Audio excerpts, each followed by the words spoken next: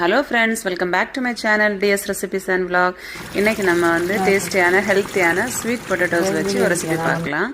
முதல்ல வந்து தேவையான அளவு ஸ்வீட் பொட்டேட்டோஸை வந்து நல்லா க்ளீன் பண்ணிட்டு அதை குக்கரில் வச்சு பாயில் பண்ணி எடுத்துக்கலாம். இப்போ இதை கூட நம்ம சால்ட் ஆட் பண்ணிக்கலாம் கொஞ்சம்.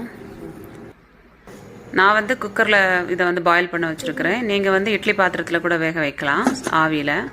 இங்கே பாருங்கள் வெந்துடுச்சு. இதை வந்து இப்போ நம்ம ஆற எடுத்து வச்சுக்கலாம்.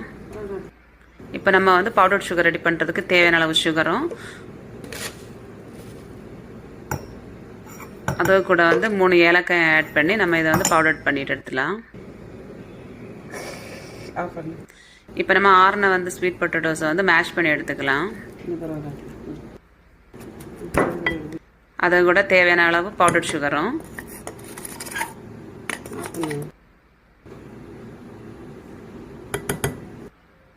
கார்ன்ஃப்ளவரும் ஆட் பண்ணிக்கலாம். இந்த அளவு வந்து நம்ம எவ்வளோ பொட்டேட்டோ எடுக்கிறோமோ அதுக்கேற்ற மாதிரி வேரி ஆகும். நம்ம இதை வந்து நம்ம சப்பாத்தி மாவு குழைச்சி எடுப்போம்ல அந்த பதத்துக்கு வந்து குழைச்சி எடுத்துக்கணும். கொஞ்சம் லூஸாக இருந்ததுன்னா கார்ன்ஃப்ளவர் ஆட் பண்ணிக்கணும். சுகர் வந்து உங்கள் டேஸ்ட்டுக்கு ஏற்ற அளவுக்கு நீங்கள் ஆட் பண்ணிக்கோங்க. இப்போ நம்ம வந்து சின்ன மினி சைஸில் வந்து இந்த மாதிரி ரெடி பண்ணி எடுத்துக்கலாம். தட்டி ஸ்டிக்கியாக இருந்துச்சுன்னா கொஞ்சம் ஆயில் வந்து கையில் அப்ளை பண்ணிவிட்டு பண்ணிக்கலாம்.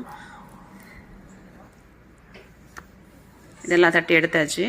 இதில் வந்து நான் வந்து கொஞ்சம் எள்ளு வந்து அதுக்கு மேலே கொஞ்சம் டெக்கரேஷனுக்காகவும் கொஞ்சம் டேஸ்ட்டுக்காகவும் வந்து ஆட் பண்ணியிருக்கிறேன். இதில்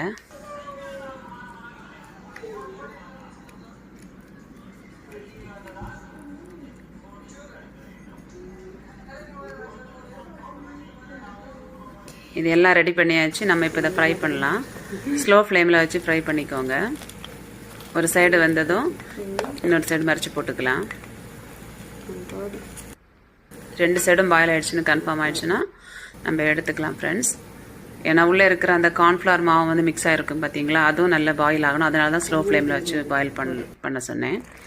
இப்போ வந்து நம்ம டேஸ்டியான sweet potato mini cake ready ஆகிடுச்சு. இப்போ அதை கூட வந்து நம்ம பிளாக் டீ வச்சு சர்வ் பண்ணிக்கலாம்.